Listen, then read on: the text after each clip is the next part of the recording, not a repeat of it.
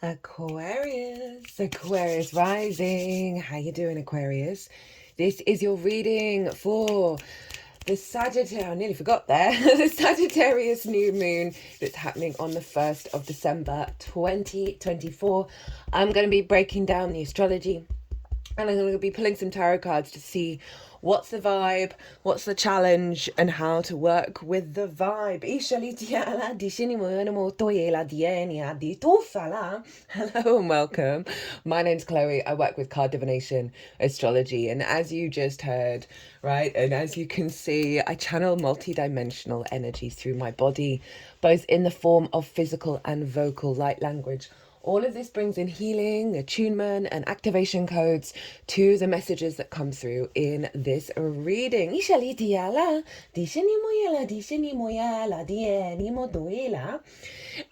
I work with 6-month cycles. So the messages that come through in these readings are going to serve you up to the Sagittarius full moon in Gemini season next year. I also read for the rising signs. So for those of you who don't have Aquarius in the first house, which is where your ascendant is and your rising sign, look to what house it does fall in your natal chart. Look to the themes of that house, as well as all the other meaning you've got going on there, say sun, moon, whatever it is. And you want to apply all of that meaning to the messages that come through in this reading, because it will be as if that Aquarius energy, wherever it falls in your natal chart, has now energetically moved to the first house. So the astrology for the rising sign will always still link in. You just got to add on your own natal chart meaning on top of it. For those of you who don't know your exact time of birth, but you've got Aquarius placements, as I said, sun, moon, Mars, whatever it is, just apply all of that meaning to what's coming through. So let's get on with it. So this is a new moon in Sagittarius. Now, where is this happening for the Sagittarius risings? I'm going to break down the themes of the house that it's falling in, and then I'm going to tell you what's going on with the tarot.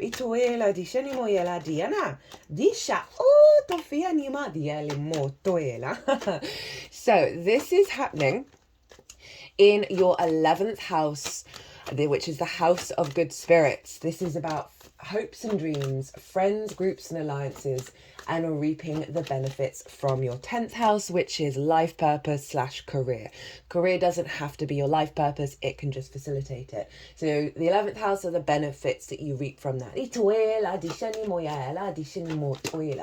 So a new moon in this sign, in this house, the intentions you can set with this is to elevate the way that you hope and dream, to elevate the next stage of a dream that you're trying to manifest, and put in the work towards it over the next 6 months.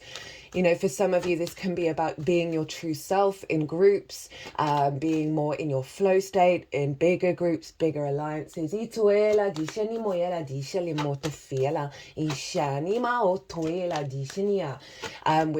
of reaping the benefits from your 10th house, you can set an intention to activate a new cycle of more resources coming in. That doesn't just have to be money. It can be spiritual, emotional, physical, all the things that are coming through with this new cycle. To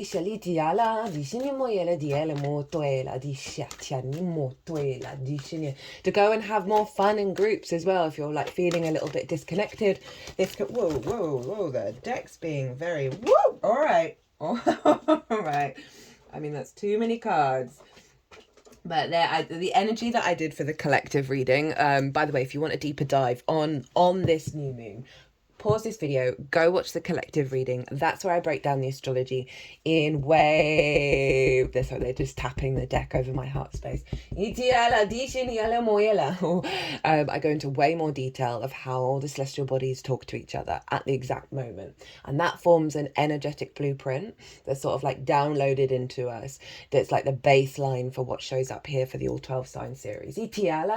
Pulled some collective tarot, and channeled messages as always come through in that. As I said, you might have felt a bit disconnected from being in bigger groups. This setting a new cycle around having more fun with that can definitely be a thing. In terms of like career energy, it could be wanting to draw bigger groups towards what you do, and bringing that to the table. As I said, it's the house of good spirits. So just flat out, you can go, I want to set the intention of raising my spirits, of being able to find good spirits in more than the stereotypical stereotypical places and have it more readily acceptable. So those are sort of the more integrated, expansive energies in terms of where you're headed. Now, one of the things you can do with a new moon is to help you with your inner work, right? We all know that the inner work is one of the core tools for us to get in alignment and then work with the magical reality.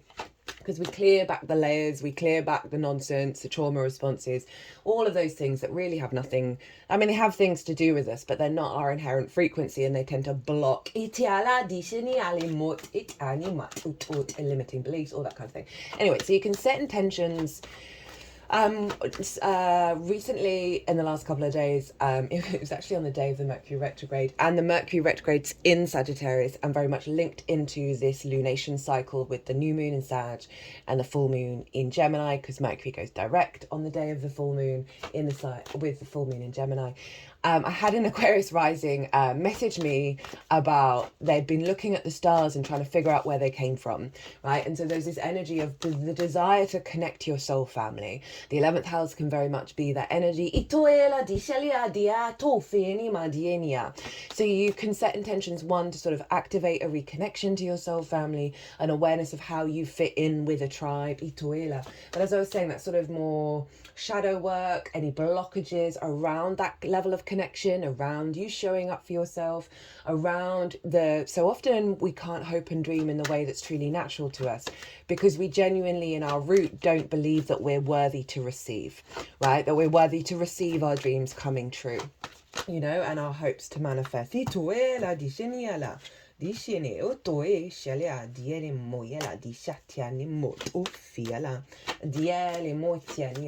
those are kind of the themes that you can set with this new moon, as well as that goes the same, giving and receiving and being open to receive at a true base level. That ties in with reaping the benefits from the 10th house, right? So often we can put in a lot of work with that, put in a lot of work with our career and our life purpose, and just feel a disconnect of whether you're receiving anything, whether you're feeling those benefits. So these are all great intentions to set. So I've set the baseline. Now, let's talk about the tarot. So, where there's going to be three main piles here on the stick of selenite. The first pile is what's the intention of this new moon? What's the vibe? What's the download that's then going to unfold over the next 6 months? So that's pile one. Pile two is the challenge, right? So often we want to work with two sides of the same coin, and often these challenges, actually always, these challenges are always here of like, they're tools to help us go deeper, to help us really sort of go, oh, look over there. The universe is kind of going, look over there. Those of you know that reference, I put it in the comments box, of something that's kind of entangled and stuck and stagnant in your energetic field. And it doesn't really matter how much of the inner work you do, there's always stuff niggling around. And so we go deeper and deeper and deeper into ourselves. So the challenge is going to be like, what challenges are going to come up doesn't necessarily, it's not a bad thing. It's just a challenge for you to then reflect on and figure out, well, who am I now when I'm interacting with this challenge, which might be recreating previous cycles in order to show you the journey that you've gone on and how much you've evolved and how you're dealing with these challenges in different ways. So pile two is the challenge. It's going to be one card and then two cards of how to work with it, right? And then pile three is how to work with and amplify pile one, the core intention. We're also going to do cards at the bottom of the deck. I'm going to be pulling 3 cards plus the bottom of the deck card for the Mercury retrograde, as well as 3 cards from one card from 3 different oracle decks. So that's what's going on with the cards. Now let's get into the astrology even more. Let's go deep diving into this new moon in Sagittarius. All the degrees and dates and decks are all in the description box. It's happening at 9 degrees 32 minutes of Sagittarius. So if you've got anything around that area or anything in mutable signs that may be opposite or squaring it, or anything in fire and air around those things which will act as sextiles and trines. Right, I'm going into too much nuance, but you'll have a bit more resonance, but overall this is still genuinely just affecting everybody as it is. Now this moon is activating a grand fire trine. All the fire signs are being activated by aspect, not just by sign. We have Mars over in the sign of Leo. It's going to go retrograde soon. We're going to have a lot of time with Mars in Leo and Mars in Cancer over the next taking us into the next year. It says a real focal point on our motivation, our drive, our action that we're having to revisit and go over when it comes to the Leo Cancer areas of your chart. But I will be doing a Mars retrograde series, so I'll go into more detail with that in that series. It's not retrograde yet. It's nearly there. It's at 5 degrees, 57 minutes. It's going retrograde. I believe it's 6 degrees. Can't remember the minutes. So we're not that far away from the retrograde. So there's a sense of, when planets go into sort of station mode, they get really powerful because they kind of look like they've stopped in the sky. So their energy becomes quite dominant, right? And so this is over in your 7th house. This is opposite your sign Aquarius. Now, whereas the 1st house is the house of the self, right? It's the lens in which you move through the world, right? It is your body, your character, often how other people see you. The 7th house is the house of the other, right? This is the mirror that we have. This is your one-to-one important, committed, important relationships, right? Your ride or die friends, business partner, one-on-one clients, your therapist, your relationship with source, as well as more long-term romantic committed relationships, because the 7th house is linked into contracts, and we all know that marriage is in fact a contract. But also when two people come together, there's just a level of are you going to show up? Are you going to commit? Are you going to do what you say you're going to do? Are you going to respect the other person? Are you going to engage in a really healthy dynamic of co-creation? Or is there going to be codependency? Or is there going to be prioritizing the other over yourself, or prioritizing the self over the other, which isn't particularly healthy either way? Sometimes we need those times to do that. But overall, it is all about balance. With an opposition. So Mars is there. Right, and Mars is in Leo. Oh, there is actually 3 cards. Itoela. Dishini moyela, dishana. Disha. Etinia. Dishini motoela. Dishini. Okay, now I'm putting those back. They're fiddling around with those. Ishali diali moyela, dishini atufiala, dishini motofala, dishini motoela. It's the Moon, Temperance, and the 2 of Cups. They might come out again. And so I'm just getting a general message around that, of really allowing a bit more softness to come in, a bit more flow, a bit more intuition to come in with your understanding of because the 2 of Cups is about that commitment with the other through respect, honor, and dignity. And it feels like there's a block there, that you're tempering, that you're trying to alchemize who you are now, beyond the old patterns of showing up with the other. So I can see why that would be a challenge. But they were just fiddling around with the cards too much, and I was over it. I mean, I think that could be representation of like not putting in the work, not putting in the effort. I was just like, unless it's easy, I'm moving on. And so that could be for some of you to like sort of look at, of like, well, why do you do that? Right, so often, predominantly, we pick up our love languages from the people we grew up around, right? Our parental figures, important people that we grew up around. And they're not always great love languages. And then they apply to how we work, how we interact with friends, the world, one-on-one. And so that's obviously coming through of something around perhaps the parental figures not putting in the effort, and so you're quite quick to give up on something, realizing no, it actually does take work to collaborate and be in union with the other. It's not going to be for everyone. If it resonates, it resonates.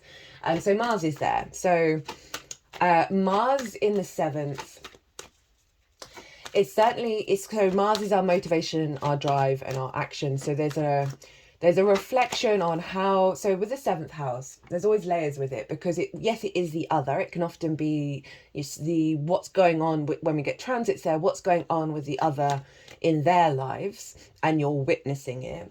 It can also be how you show up to the other, right? More focal point of being with the other and taking action around that, and, you know, acts of service, acts of love. A sense of building together with the other.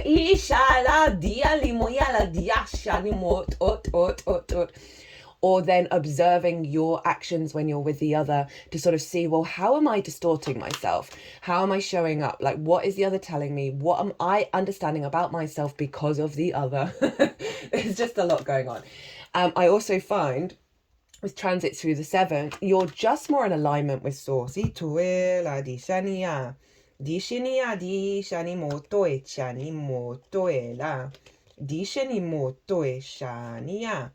Disheni moya la di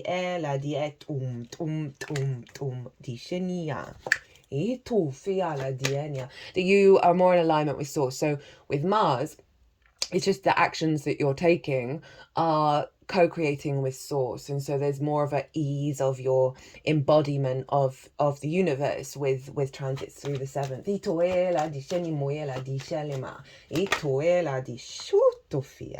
Disheni moto ti anima tianima dia tum dum dishenia dialama ditini dufanima dishenia.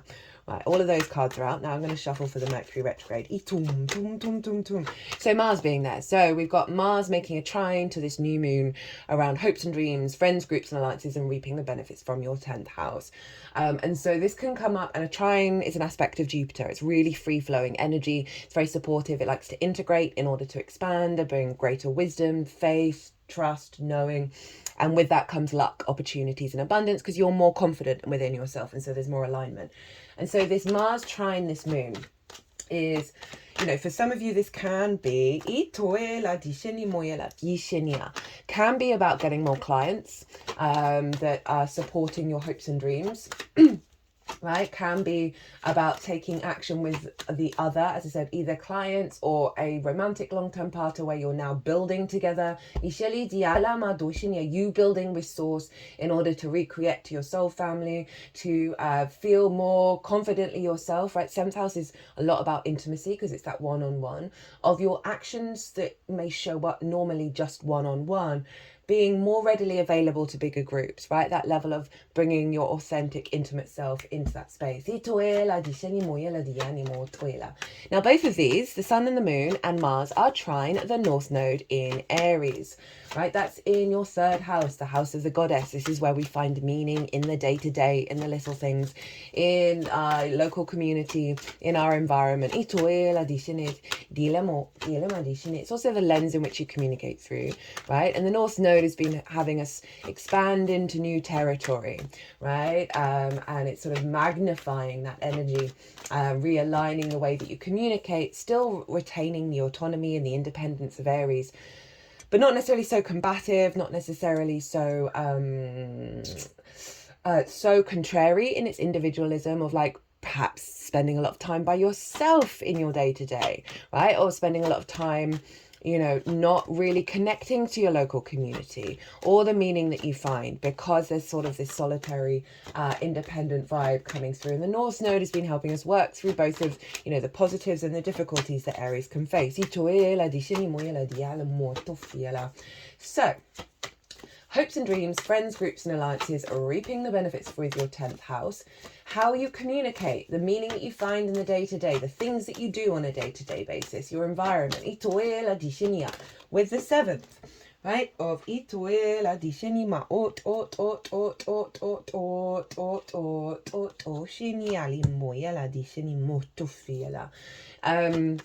the other, working one-on-one, the sense of awareness of self through those interactions. So overall themes with all of this, as I said, is collaboration with the other in order, on a day-to-day basis, in order to establish a hope and dream.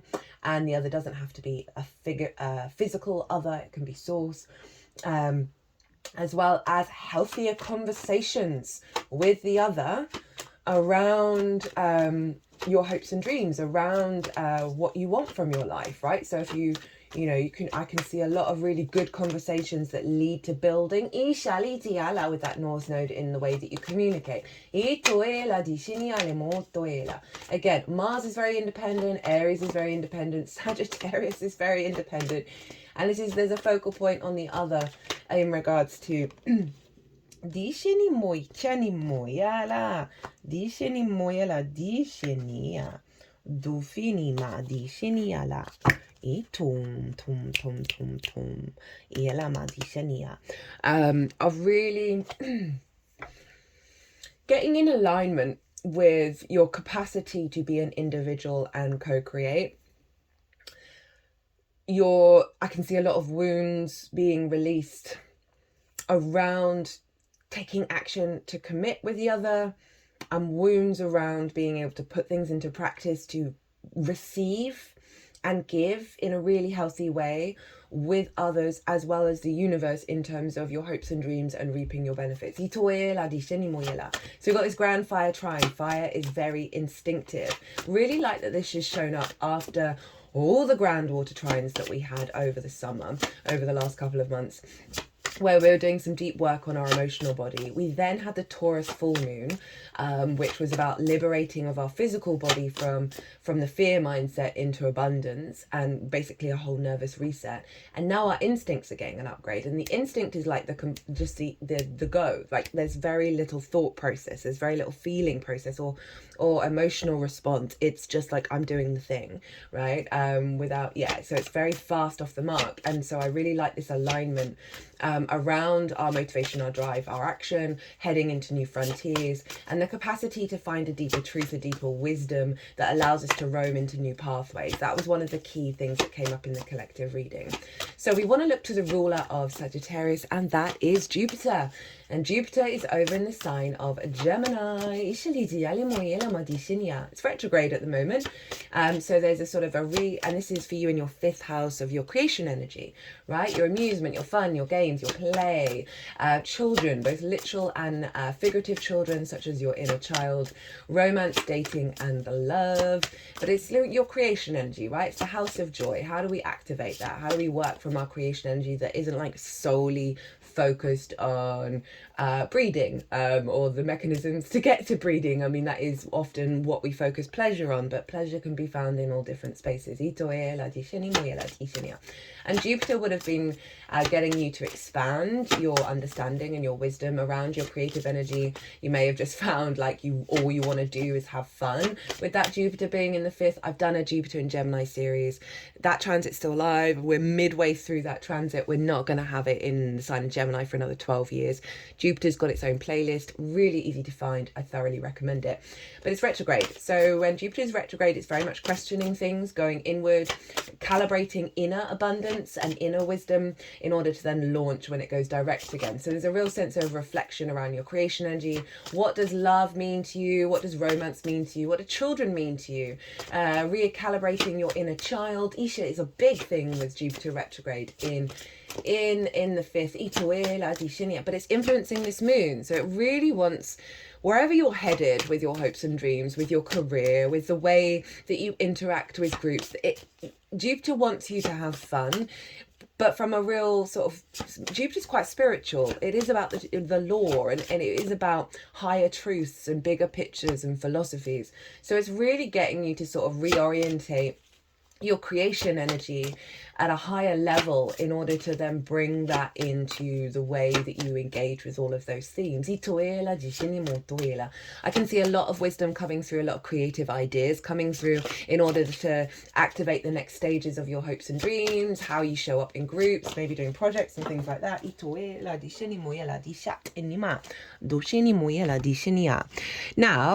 Now, Gemini, ruled by Mercury. Where's Mercury? Well, that's over in Sagittarius. Went retrograde on the 26th of November. You might want to look to see, or the 25th, I believe, because it was like 3 a.m. here in the UK.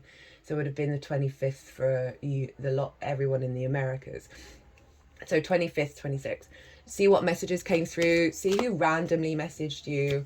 That Aquarius rising actually messaged me at that point of like, where do I come from? And what else? Yeah, what kind of downloads were you getting? Because that's kind of gonna let you know about what's going on with this Mercury retrograde for you. But other than that, right, so this retrograde is very much tied into this next lunation cycle. As I said at the beginning of the video, it's going to go direct 12 hours after the moon is at its fullest. I think it's still on the same day for a lot of people. And it rules Jupiter, which is ruling this moon, so it has an influence on it. So they're in each other's signs. Right, so there's a real sense of mutual, it's what's called mutual reception. They're in each other's realms. They're basically psychically hotlined with each other. They're facilitating each other's journeys. You're going to find that the goals of each of them are they're in cahoots. So you may see one side be activated in order to facilitate the other, and an action. Yeah, it's all got a lovely infinity symbol feedback loop between the two.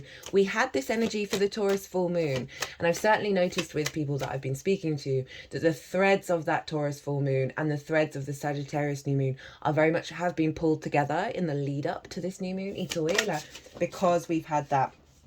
Oh, got an extra card. Because we've had that rulership energy. So Mercury over in Sagittarius being retrograde, this is a revisitation over how you perceive and collect information in regards to hopes and dreams, getting more downloads, reflecting on those hopes and dreams, going back and forth over the plan over them, how you communicate in groups, opportunities and experiences that you are reaping from your 10th house. You may have to go back and forth over that. But overall, there is just this real sense of a realignment of how you're engaging in your environment, and perceiving situations that may feel like they're not activating your hopes and dreams, or there isn't a level of success that you would have liked. And this is happening in order for you to really go further inwards of realizing, do we need to hold on and claw at those things? Can we still try and achieve our goals and our hopes, despite if those things aren't necessarily coming true straight away? So Mercury is really going to be helping how you're perceiving your environment. And I think this is then also tied into giving and receiving, right? Tied in with that, that flow of energy. And then Jupiter, they're both retrograde. There's been a lot of hardcore messages coming through in all of these readings. To be fair, I have been recording them with the moon in Scorpio. But because they're retrograde, it does call you to reflect, to refine, to revisit, to revise, and bring more depth and nuance to something. And that often means getting some clues and some and information that lets us know why there was a block or why there was this restriction, that then helps us navigate a new pathway that's actually more appropriate for what we're doing and where we're headed. So it's pretty powerful stuff going on. And so you're going to see a feedback loop between your creativity, your joy, and how that's reflected in the themes of the 11th. Now, there's a fair amount of astrology going on. This moon is also square Saturn. I'm not going to go into that. I do talk about that in the collective reading, but it is adding on a level of maturity in the way that we build. There's some cool stuff going on with Venus and Ceres. Venus and the moon are both out of bounds, and I talk about that in the collective reading. It essentially means some really radical, unconventional energies coming in with this transit. But the only thing I'm going to talk about now is that Mercury is trine Chiron at this new moon, and Chiron's in Aries. And so there's a real sense of any deep wounds that have come from... So the third house is also about schools, right? And so if you think about your early years, for most people, schools were on and off horrendous, right? Kids, kids are kids, right? So there's some imprints from your early years that you probably don't even remember, of someone saying you can't do a thing, right, of a hope or a dream or whatever, or someone saying, oh, you don't fit in with this group, right, those kind of wounds, or you'll never amount to anything. It's those kind of cruel things that can be said when we're children that are kind of imprinted. And so with that Chiron energy, which is the master healer, the wounded teacher, the master teacher, the wounded healer, these very core wounds in your unconscious realms are going to be bubbling to the surface, and you're going to get some downloads from Mercury to help heal those. By one, being an awareness, like you might wake up from a dream where you're at school and some kid has said something to you, or you're just going about your day and you're just getting a flash of a memory of something. It's all going to be very different for everybody, but overall there is a deep wound healing around being able to give and receive, around being able to hope and dream that's really natural to you and not to anybody else. And that's the core theme of this Sagittarius moon. But also wounds around communication and finding meaning in the day-to-day, that Mercury is going to be facilitating, raising up your perspective beyond that. Right, where are we at? Woo, half an hour. Okay, so let's get into the tarot. The intention of this moon. We have the Two of Swords, the Eight of Swords, which is funny because this is Jupiter in Gemini, and then we have the High Priestess. I really like this energy. So remember, this is a new moon. It's going to unfold over the next 6 months. Two of Swords is moon in Libra, and this is representing that you've gone on a long journey, right? This figure has left their homeland and they have traveled across the ocean, and they are now at the new landscape, and they're having to go inward. They're choosing to go inward at this very sort of crossroad energy point to find their inner equilibrium, to find their truth. Who were they before? What have they learned on the journey? And who are they now? And what do they want to unfold into in the new landscape? So this new moon is really just allowing this to digest through you. One, that you're at a different stage now, to have some awareness of it. So often we can forget the journey that we've been on and reduce ourselves back to zero. So it is calling this, the intention of this moon is getting you to a place where you're capable of doing this, right? Of really being able to be very objective with yourself. Also with a desire to bring harmony into your life with that Libra energy, right? Around how you perceive and then how you embody.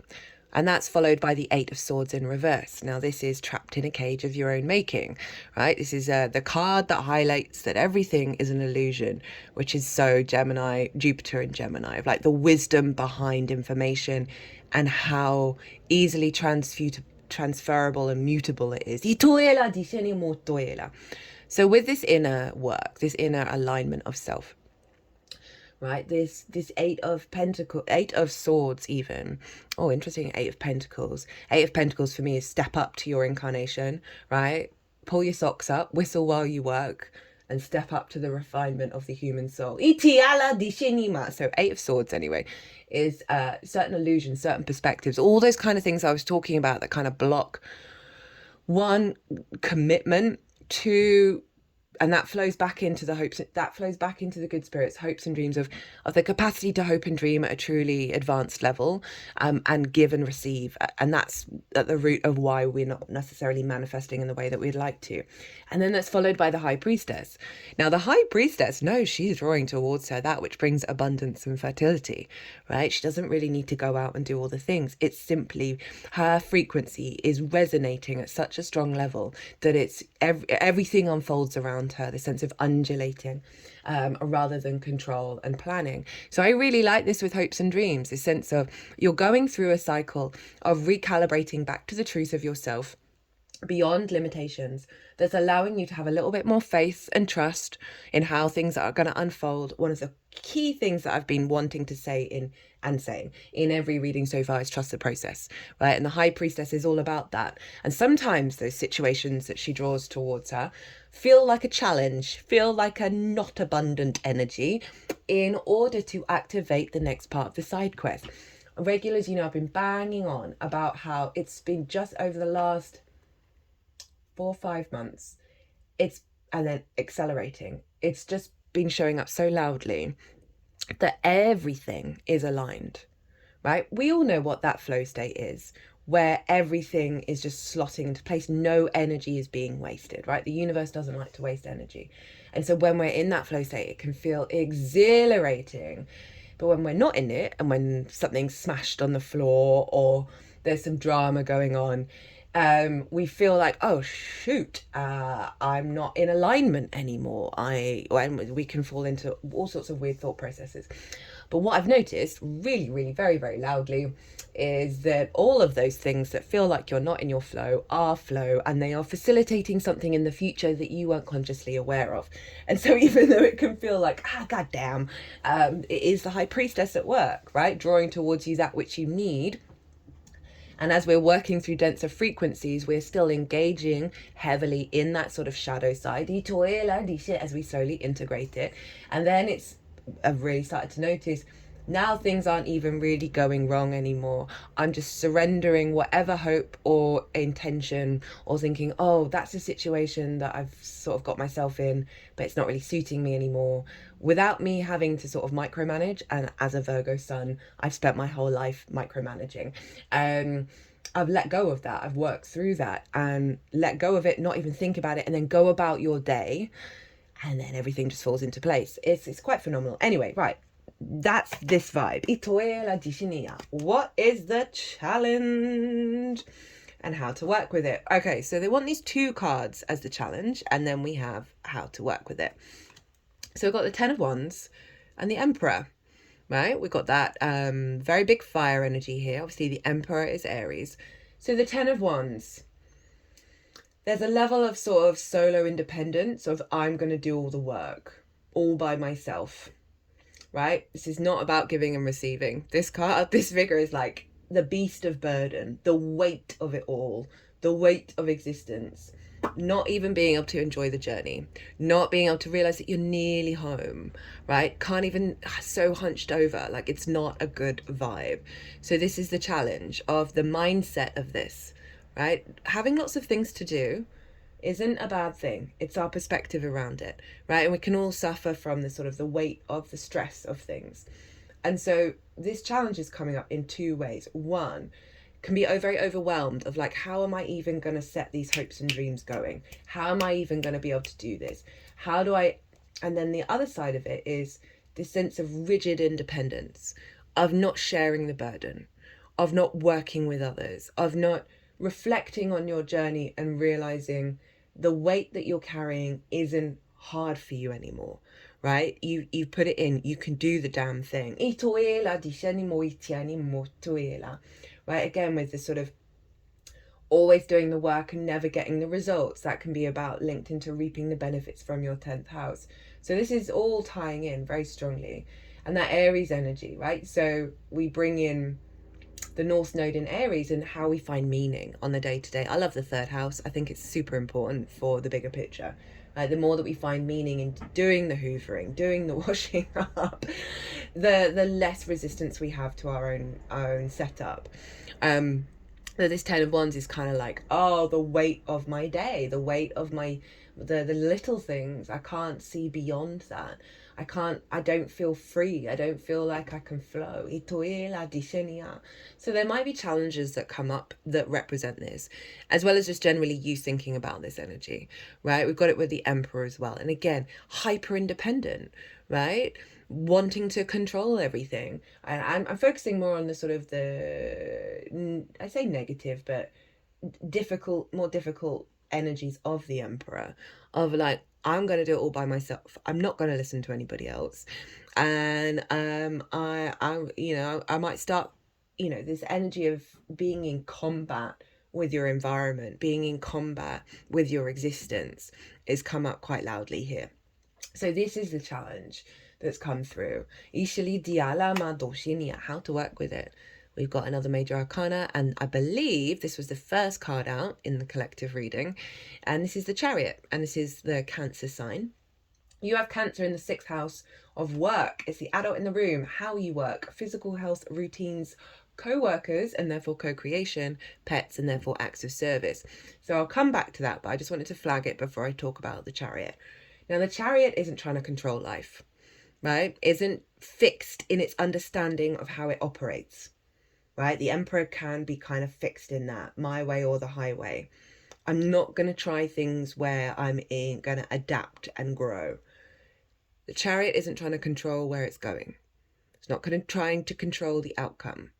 It understands that everything that's happened before it, all the experiences, have acted as resources to get it fully embodied in where it is in the moment. right? There are no rains. The sphinxes that are very much linked into the pillars of the high priestess, right? Of the material and the spiritual realm. So these are coming into union with each other within you as you flow through the world. So this is calling you to let go of control, let go of the expectations of where you're going, and focus more on enjoying the ride. This can be also about reflection of past experiences and realizing they are resources. But it is Cancer, right? So being the adult in the room, stepping up every day to put something towards your hopes and dreams, right? Stepping up every day to activate a level of co-creation rather than I'm going to do it all by myself. Practice asking for help. Practice seeing other perspectives, right? And wanting to work with them. It's a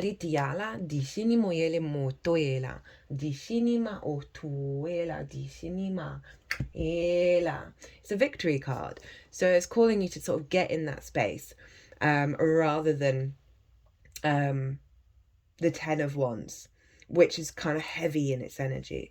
The Chariot's like, cool, I've got stuff to do, I've got places to go. And finding the lightness in it. And the more that we sort of flip that switch. So the unconscious doesn't understand sarcasm, right? So when you're especially in the UK, we're very sarcastic. When you want to sort of make a jibe or whatever, or point something out, do sarcasm, but do it up of like, oh, I'm so glad everything in my life is going well. Like that is that kind of mentality. And it is a daily practice. Right, how to amplify this activation. You've got a lot of major arcana, Aquarius. We have the Hanged Man, Judgment, and the Three of Wands. So this is what to channel in order to get into this space. Now the Hanged Man, this is Neptune over in Pisces, right? But Neptune in general. And this is all about consciously shifting your perspective, making the decision to change something in your life, to change the way you look at something, right? And give yourself pause and time to let that digest. It's the only halo in tarot. So it represents when we stand, like you can just stand on your head as well. That is also a way of activating the capacity to open up your mind in the physical world. But it is saying like, give yourself some time to pause, to reflect, to try if there's like some core wound or core ideology or core limiting belief that you know is like an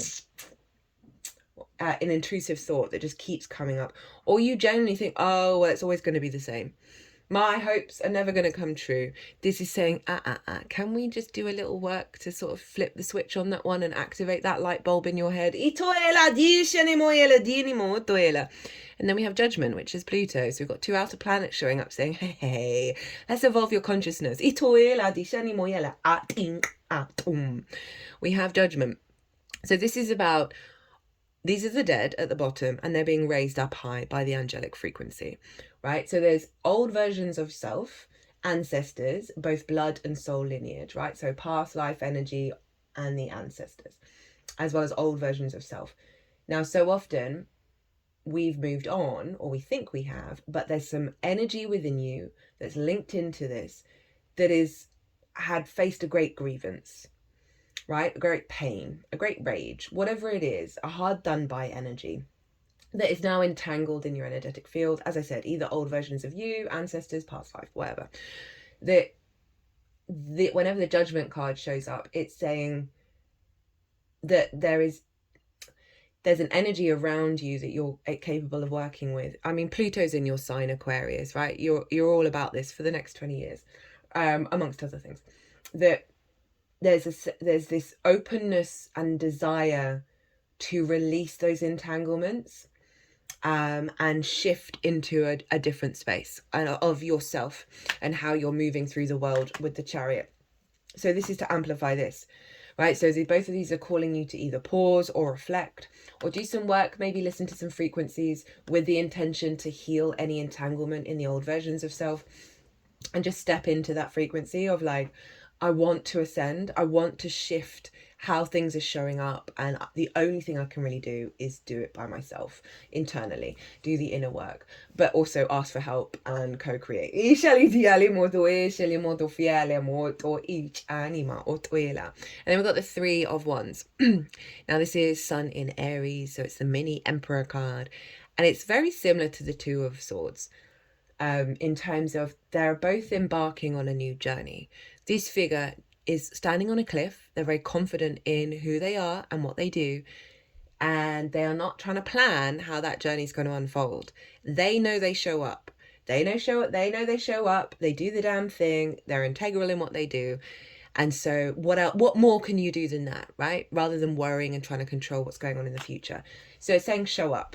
Do some inner work. Understand that there's some stuff stuck in you that is blocking you from being able to enjoy this existence, right? I mean, that's for everybody, really. And always, like, show up, do the best that you can, and try and release the sort of the fear and the expectations of how things are going to turn out, and focus on how you're engaging with the world. How can you make it a little nicer, a little kinder for yourself and for those around you? If you're struggling with really independent independent vibes, right, that are so contrary that you're actually cutting off your face to spite your nose, that needs looking at. I say that as someone who is a very, very, very independent, and most of my chart is fixed. Hi, Aquarius rising, fixed sign. I'm very stubborn. I really struggle to ask for help. I really struggle to, I've got an Aquarius moon. So my instinct is to kind of internally say no to things. Aquarius and Capricorn are kind of no energy because they're ruled by Saturn. And I've had to train myself. I've had to train myself to allow more flow to come in, and give and receive it in ways that don't diminish myself or the experience. So often I would give too much and not, and all those things. Right, what's at the bottom of the deck? Ten of Swords in reverse. So this is about perspectives that have limited you, that have immobilized you. It's a very karmic card, are falling away. So again, that's kind of tying in with the whole message that's come through. So that is that, right? You're getting into an alignment where you're understanding who you are now, right? Rather than the old habits. You're pulling back the veil over certain limitations, activating a deeper resonance of faith within yourself of how things are going to unfold. And it's calling you to sort of get out of your own way when it comes to being hyper individual, and not trying to control situations, finding more balance in your life, and taking more action, whether that be with the other, with yourself, and going out and about and doing things in order to shift, as well as co-creation, taking care of yourself, being the adult in the room rather than your inner child. And then how to work through it. We've got calling you to get some higher perspective, right, and to do some sort of resurrection work, and also trusting where you're at and what you're doing and who you are. But it does often, in those, we have certain stages where we've got to do the inner work. We've got to reflect a bit more, and when both of the planets are retrograde, which is why all of this is coming up. But the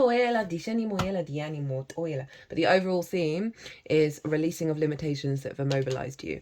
Now that can be for all of the reasons that have come up. So what is the intention of the Mercury retrograde? Nine of Pentacles, love this. So the Nine of Pentacles knows what they need to do in order to bring about a holistic life. See all those grapes? They represent abundance. This figure is chilling out in their garden. They've done the damn thing in order to get to that space. Happy work, happy home, right? Happy fun times, happy creativity, right? She's getting to that place where she can make those decisions. She knows what to do, and she's going to do it, right? Big powerhouse energy, right? This is sort of the the next stage is the Empress energy with this card. So it's like that Mercury retrograde again of like how you're collecting information. So this can be very much getting downloads of where to go next with your stages of your hopes and your dreams, having more confidence within yourself of perceiving a reality where you're able to do it. What is the challenge? Two of Pentacles, to get out of the headspace of survival mechanism. This card for me is very much being on the hamster wheel, right? Round and round you go. Got to get money for food and shelter. Got to perform. Got to do the things. Can't think of anything other than the survival mechanism of needing to make sure I'm safe and secure. So the challenge is that this energy is going to be around you. Are you going to engage in it? Are you going to take moments to rest and pause, meditate, whatever it is, and to channel a different energy in how you interact with this? And again, it's sort of a limiting belief, right? The universe has the capacity of bringing miracles and abundance for all of us, but our mindsets, our conditioning get in the way of that. Part of the process is to help work through all of that stuff, and this Mercury retrograde is clearly showing up of like, this is what it's helping you get through, and how to work with the energy of this retrograde. I'm going to be pulling some cards sort of to close it out in the Gemini full moon. So the Seven of Wands in the upright, very similar to the Three of Wands, because they're both have higher ground, but the Three of Wands knows it. This figure does not know that they have something of value, that they have a good position, right? They look like they're very unsteady. They're fighting everybody off. They think that there's not enough room for them. They're questioning their own value. They're questioning whether they're capable, but it's come in reverse. So how to work with this energy is just kind of separate yourself from the collective in the way that you're perceiving your own value, right? Of those limiting beliefs from the parental figures, whatever it is, or the things that were said to you at school, that stopped you realizing, oh no, you can go on your own journey, you can do your own damn thing. What other people say to you, or the perceptions that are floating around, have nothing to do with you. They just put it over the heart chakra and the heart space. So how to work with it is to sort of focus that you've got a different perspective, upside down. You realize you have a vantage point. You're able to basically, like Spider-Man, engage in the world from a different direction. At the bottom of the deck, we have the Lovers, which is the Gemini card. It's been showing up for everyone. Yeah, Temperance didn't, although it did come out in those 3 cards that I then put back. So this is about union with self, right? Feminine, masculine spirit, all in alignment, in order to make the right decisions at the right times at big moments in your life and go climb that mountain, right? This is also about your creativity. Have a focal point on your creativity, your joy, your pleasure. 5th house is inner child, right? So wounds or wounds of the inner child, as I said, be it from parental figures or from school, that have blocked your capacity to hope and dream. Falling in love with your life again, regardless of the consequences of how it's unfolding. Right, so you got 2 cards from. You got an extra card from the Rainbow Brainskull. I'm going to read the Shaman's Dream Oracle card first. Lol. Right. You have, as I said at the beginning, all the decks are everywhere. You have, this is so funny for the House of Hopes and Dreams. You've got Dream Thief, refusal of the call, rejection of the path of fulfillment, refusal of the call. The Dream Thief is a soft and compelling seductress. Her only purpose is to keep you hypnotized by comfort and sameness. She wants you to tell your old stories over and over so you don't evolve beyond them. This is quite funny. So that Aquarius rising that I talked about, who messaged me, they'd been looking at the stars and they were like, I think I come from here. I'd recently had they tell their old stories from like 10, 20 years ago over and over and over again. And I recently said to them, look, mate, I've heard these already. I don't need to hear them again. I can be really brutal with people. I don't need to hear them again. I'd much rather talk about now and what you think now and who you are now and what you're doing now. So it's so funny that that's come up for an Aquarius reading. And I said it to him because of what this card's just said, of like those narratives that we have, those storylines. It's just pulling us back into that space. When you're here, when you're at that 2 of Swords, you're in a new land. What are the stories you're going to create in this new land? Ask yourself whether you are reverting back to the familiarity of your origin story, of why you were wounded or when you were rejected. Do you talk about how your family molded you as a child without also acknowledging that you've already become someone else? Love that this is summarizing all of this. Itoe la dishe perfectly. Teaching from an old wound will never allow you a new adventure. Instead, bring to mind how you've already changed, remembering that you have new stories to relay and build upon. Do you want to move beyond the barrier of glass you've placed between you and the horizon? You can, and it's not difficult.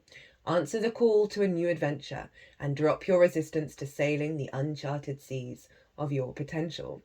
The wind will soothe and sing the dream thief to sleep so you can wake up and move forward. You are so much more than you know. Now's the time to express what has lain dormant. Your new adventure has already begun. Oh my God, that is so on the money. I love it when these oracle cards sum everything up. Brings me great joy and helps me realize I'm not completely mad when I'm channeling.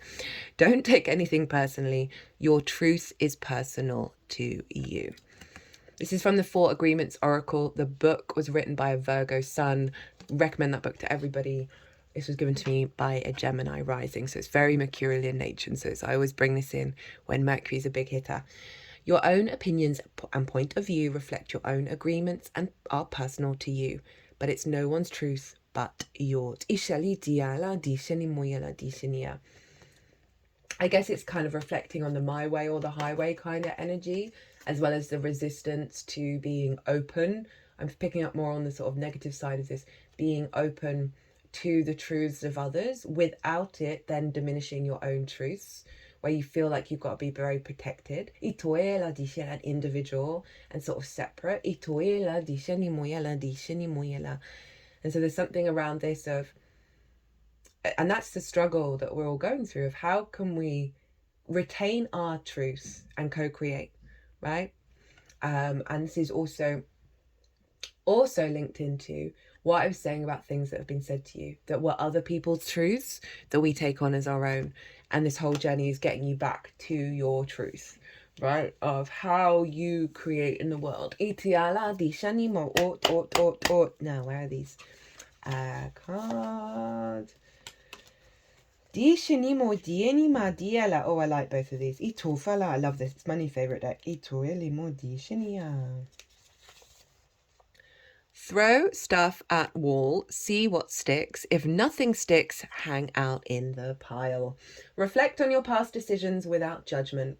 Noticing previous patterns may be the key you need to unlock your best future. Look at old notes, photos, and messages. So again, that's that reflection of why am I still repeating these things? What is it in that I can get the clues from in order to sort of break out of that restricted burden? I'm going to do it all myself. I'm not going to engage in ways that, right, fixed energy struggles to change, mutable. This is big mutable energy of really opening up a bigger space. And also like the sort of idea of trying things out, being very playful with that Jupiter in the 5th house influencing this moon, of how you step into your hopes and dreams, how you take action around them, rather than being like, this has to work.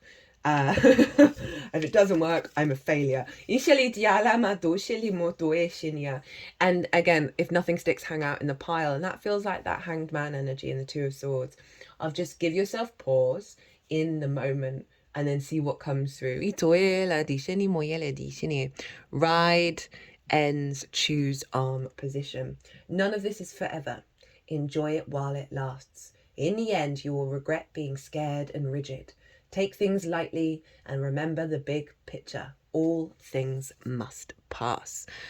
Don't be scared or rigid, Aquarius. I can imagine with Pluto moving into your sign for the final time. It's there forever now. No, not forever. That, yeah, you're digging up a lot of wounds of self, right? And it's right at the beginning, so it's going to be really loud at the moment. So it's not surprising it's tied into this moon. Right, Aquarius, I'm going to leave it there. I hope this resonated. If it did, if you got anything out of this, hit that like button. It brings me a lot of joy. If you want a personal reading, all my details are everywhere. I've got a website, you can book through there. If you want to pay by PayPal, email me directly. Really been doing personal readings, they're always wild. I absolutely love doing them. Right, the oracle reading is going to come out probably after the moon itself. where I sum up everything with all these oracle cards that are always on deck for the whole transit. Other than that, Aquarius, be good to yourselves, be good to those around you. Safe travels and be well until we meet again.